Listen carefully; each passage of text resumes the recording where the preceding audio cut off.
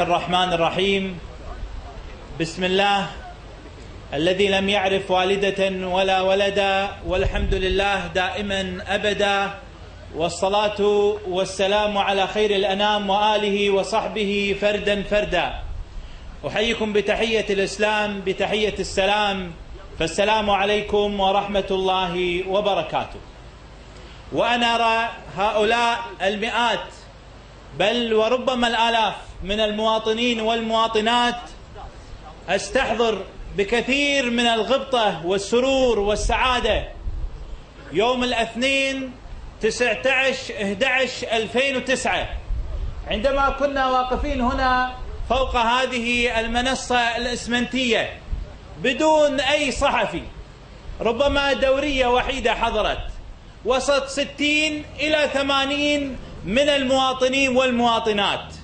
كانت بداية جولة كان عنوانها ارحل نستحق الأفضل. أولئك العشرات نجحوا بعد ذلك بشهور قليلة، ربما تعد بالسنوات لكنها بتاريخ الشعوب قليلة، بإسقاط حقبة سوداء من تاريخ الكويت والحياة السياسية. من كانت بدايته بهذا الشكل ونحن الآن في بداية جولة جديدة، والبعض قال انتهى الحراك، والبعض راهن بأنه قد مات الحراك، أقول وأنا أستذكر أولئك العشرات وأرى أمامي هؤلاء المئات بأن الحراك بألف خير، وإذا كان قلب الكويت النابض بخير فإن الجسد كله بخير بإذن الله سبحانه وتعالى. كثيرين كانوا يراهنون على فشل هذه البداية لأنهم يعرفون أن التجمع سيكون تصاعدي، وأن الليلة الكبرى ستكون يوم الحكم يوم 15/6 المقبل. فمن كانت بدايته محرقة بهذا الشكل بلا شك ستكون نهايته مشرقة بإذن الله سبحانه وتعالى. ثلاثية بسيطة أو 3 نقاط بسيطة مر عليها بعجالة. أول 3 من هؤلاء الثلاثيات ال3 أيام الحاسمة والأخطر في تاريخ الحياة الدستورية المعاصرة، وأعني بهم أيام 18 و19 و20/6/2012، أيام لم تمر عليها سنة حتى الآن، ولكننا ما زلنا نعيش آثارها المريرة في يومنا هذا. في يوم 18/6 أصدرت السلطة التنفيذية مرسوما بتعطيل مجلس الأمة. في يوم 19/6 كان البند الأول على جدول أعمال السلطة التشريعية هو قانون المحكمة الدستورية وتعديله. في يوم 20/6 نتكلم عن 24 ساعة 24 ساعة 24 ساعة تصدر السلطة القضائية مرسوما بإبطال مجلس الأمة واعتباره كأن لم يكن مع ما يترتب على ذلك من آثار.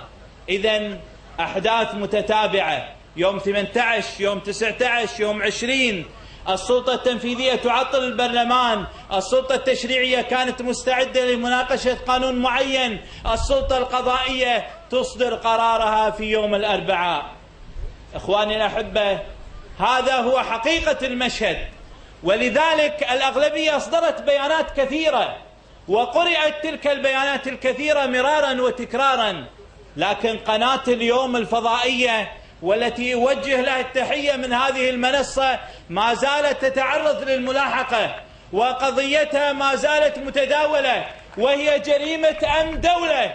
جريمة أمن الدولة هي قراءة بيان الأغلبية الذي يتعلق بحكم المحكمة الدستورية في يوم 20/6/2012، وهو بيان قررنا به بوضوح كنواب الأغلبية، لم يتخلف منا واحد بأن قرار المحكمة الدستورية باطل، ولكننا نلتزم بتنفيذه حتى لا ندخل الدولة والوطن في دوامة الفوضى والصراع المتبادل.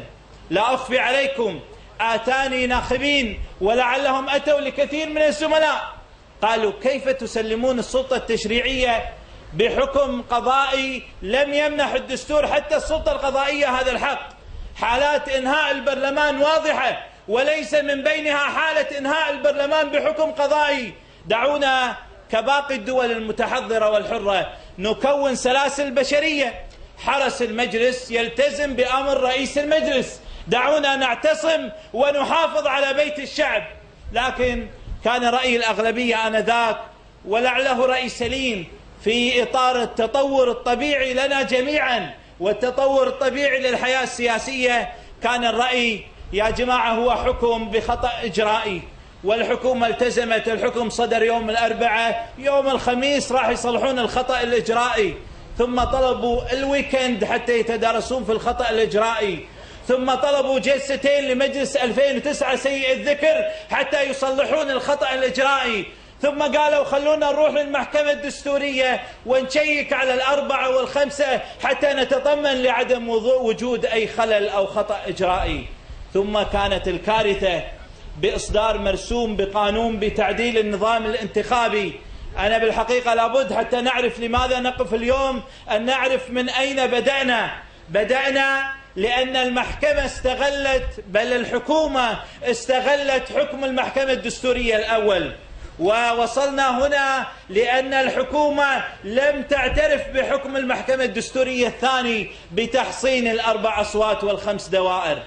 إذن هي ليست مسألة قانون وسيادة محكمة وأوامر قضاء.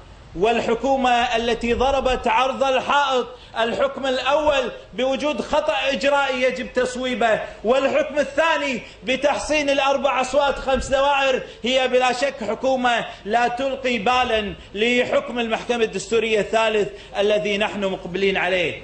لكن المعول عليه هو نحن كشعب، هذا هو خيارنا الوحيد والذي لا بديل له. اليوم نحن بمثابة عودة للسلطة التأسيسية، إذا كان المجلس التأسيسي قد غاب، وإذا كان السلطة التشريعية المنبثقة عنه قد غيبت، وإذا كانت الحكومة لا يوجد أي تمثيل حقيقي للشعب فيها، وإذا كانت السلطة القضائية لا ترد الحكومة أساسا على اعتباراتها، لم يبقى إلا أنتم، لم يبقى إلا نحن جميعا، لم يبقى إلا السلطة التأسيسية الحقيقية لهذا الوطن العزيز. فنحن المعول هنا، ونحن الرقم الصعب بالمعادلة. حراكنا، توحدنا، استمرارنا هو ما يحمي الوثيقة الدستورية لعام 1962، ولا ننتظر حماية من أي جهة أخرى. يجب أن نقيم دولة الدستور في قلوبنا، ثم سنجدها تقم على أرضنا. فنحن المعول، ونحن المعيار، ونحن الابتداء، ونحن الانتهاء بإذن الله سبحانه وتعالى. إخواني الأحبة، إذا صدر حكم المحكمة الدستورية بتحصين مرسوم الصوت الواحد، فخذوها مني صريحة، هذا حكم بإغلاق مجلس الأمة وبضمه للقبة السماوية والبوم العزيز ومتحف الوطني الموجود وراءه، وبالممكن استعانة ببوابة واحدة توفيرا للنفقات. لماذا؟ لأن أدوار مجلس الأمة واضحة، 3 أدوار. الدور الأول هو تمثيل الأمة، وعندما تحصن مرسوم الصوت الواحد فأنت لا تقيم اعتبار لتمثيل الأمة، بل تقيم برلمان مصطنع أتى بصناعة حكومية بقانون مفصل بأدوات حكومية، وأنت كمحكمة دستورية أقمت وأصبغت عليه الصبغة الدستورية. إذن هو مجلس لا يمثل الأمة، بل يمثل من فصل النظام الانتخابي لإيصال أعضائه. وخطوات عدم تمثيل المجلس للأمة واضحة. لا أقول فقط القضية السورية، بعد أن كنا أول برلمان في العالم يتضامن مع الشعب السوري، أصبحنا برلمانا لشبيحة البعث السوري. لكن أسوأ من ذلك قضية تتعلق بالوطن. قل القضية الدستورية قضية خلافية، قضية السورية قضية خارجية خلافية تتعدد فيها الآراء، فرضا جدلا هذا موجود. طيب قضية خلايا الحرس الثوري التجسسية والتابعة لقناصل بالسفارة الإيرانية في الكويت، قضية وطنية صرفة تتعلق بخطر خارجي صرف. مع الأسف هذا البرلمان المصطنع الذي تفرغ لمناقشة خطاب ضمير الأمة مسلم البراك، وتفرغ لمناقشة لقاء تلفزيوني للرئيس الشرعي أحمد السعدون، وتفرغ لمناقشة محاكمة الوزير شعيب المويسري عندما تطرق لفساد الحكومة. مجلس متفرغ لمتابعة كل خطوات الحراك، لكن عندما أتينا على قضية بهذه الأهمية وبهذه الجسامة صم بكم عمي فهم لا يبصرون. مع الأسف الشديد هو مجلس لا يمثل الأمة، وإذا حصن الصوت الواحد فهو مجلس لا يشرع للأمة. أولا لأنه لا يعكس إرادة الأمة، ثانيا لأن المحكمة الدستورية ستكون بذلك قد فتحت بوابة للحكومة. أي قانون ما يمشي في مجلس الأمة بسيطة، ننتظر أي عطلة، ننتظر حل البرلمان، ننتظر عطلة ما بين أدوار انعقاد وفصول تشريعية ونصدر القانون الذي أردناه. والمحكمة الدستورية قد أعطتنا مسبقا صك غفران بأن تقدير هذه الضرورة والإلحاح وموضوع المرسوم هو أمر متروك للسلطة التنفيذية. إذن تمثيل الأمة يضيع، التشريع للأمة يضيع، والرقابة أيضا تضيع. فأخواني الأحبة، في أي يوم من الأيام على فرض البعض يقول شاركوا ما يخالف صوت واحد، تستطيعون الوصول بأغلبية لا بأس فيها. طيب إذا وصلنا إلى 12، إذا وصلنا إلى 20، إذا وصلنا إلى 25، أيضا سيحل البرلمان ويغير النظام الانتخابي، وأنت بمشاركتك وأنت كمحكمة دستورية بحكمك قد أعطيتم مسبقا صك القبول على انفراد السلطة التشريعية بوضع النظام الانتخابي. إذن إخواني الأحبة، نحن مقبلين على مرحلة جسيمة. أنا أقول إذا أردتم حكم المحكمة الدستورية يوم 16/6 في اتجاه معين فاكتبوه في ساحة الإرادة قبل يوم 16/6، اكتبوه كل سبت في كل تجمع تقيم الأغلبية سواء في هذه الساحة أو في غيرها. فأنتم من لكم السيادة، وأنتم من افترض الدستور أن تنبثق جميع السلطات منكم، وأن يوجد جميع المسؤولين لخدمتكم وليس لخدمة غيركم كائنا من كان. إخواني الأحبة، حتى لا أطيل، كلمة أخيرة وجهها للمستشار، والذي قال جده رسولنا صلى الله عليه وسلم، قال المستشار مؤتمن. أقول لذلك المستشار الذي علمنا بالليسانس ثم بالماجستير بأن تدابير الضرورة لا يجوز أن تخرج بالنظام الانتخابي، لأن فترات الحل والعطلة البرلمانية هي فترات عودة للإرادة الشعبية، ولا يجوز أن تغير ويغير شكل الإرادة أثناء غيبة البرلمان. وهو الذي علمنا بأن المادة 71 فيها كثير من الشروط، أولها شرط الاستجداد إذا حدث أي نشأ أمر جديد، وهذا لم يحدث في هذا الموضوع، والدليل أن الحكومة نفسها لجأت للمحكمة الدستورية تستفسر عن موضوع الدوائر الانتخابية. أيضا المادة مليئة بالشروط، ويكفي ختام المادة 71 بما لا يخالف أحكام الدستور.